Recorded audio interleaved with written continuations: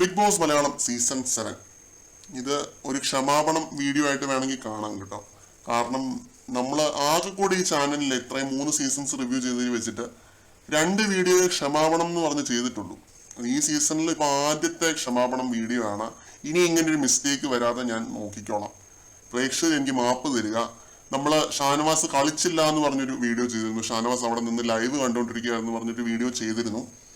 അത് തെറ്റായിപ്പോയി എന്ന് മനസ്സിലാക്കി വളരെ ഖേദത്തോടെ തന്നെ ഞാൻ എൻ്റെ ഖേദം പ്രകടിപ്പിക്കുകയാണ്.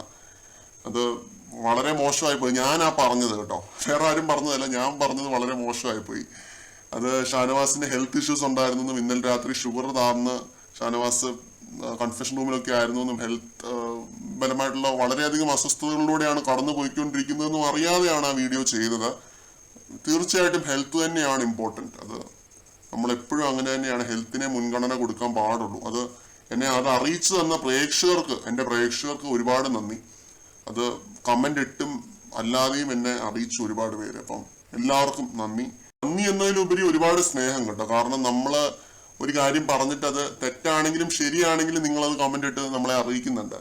അപ്പം നമ്മൾ പറയുന്ന കാര്യങ്ങൾക്ക് അംഗീകാരം ലഭിക്കുന്നുണ്ട് എന്നുള്ളതാണ് ഏറ്റവും വലിയ സന്തോഷം. എനിക്ക് ഒരുപാട് സന്തോഷം തരുന്ന കാര്യമാണ്. ഒരുപാട് പ്രേക്ഷകർ പറയുന്ന കാര്യങ്ങളെ പറ്റി വെൽ സെഡ് എന്നൊക്കെ പറഞ്ഞ് കമന്റ് ഇടുമ്പോൾ അതൊരു സന്തോഷമാണ്. പിന്നെ ഇങ്ങനെയുള്ള കമന്റുകൾ നമുക്ക് കാണാനായിട്ട് പറ്റും. ഒരു തെറ്റ് പറഞ്ഞാൽ അത് തെറ്റാണെന്ന് തന്നെ ചൂണ്ടിക്കാണിക്കണം. നമ്മളും ചെയ്യുന്നത് അത് തന്നെയാണ്, പ്രേക്ഷകരും അത് തന്നെ ചെയ്യണമെന്നാണ് എൻ്റെ ആഗ്രഹം. അത് ചെയ്യുന്നതിന്റെ ഭാഗമായിട്ടാണ് നമ്മളൊക്കെ ഈ ഒരു ചാനൽ ഇത്രയും നല്ല രീതിയിൽ മുന്നോട്ട് കൊണ്ടുപോകുന്നത്.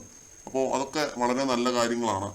എന്തായാലും ഷാനവാസിനോട് എൻ്റെ മാപ്പ്. ആ ഒരു വീഡിയോ കണ്ട് വേദനിച്ച ഷാനവാസിന്റെ ആരാധകരായിട്ടുള്ളവരോടും ഞാൻ മാപ്പ് ചോദിക്കുകയാണ്.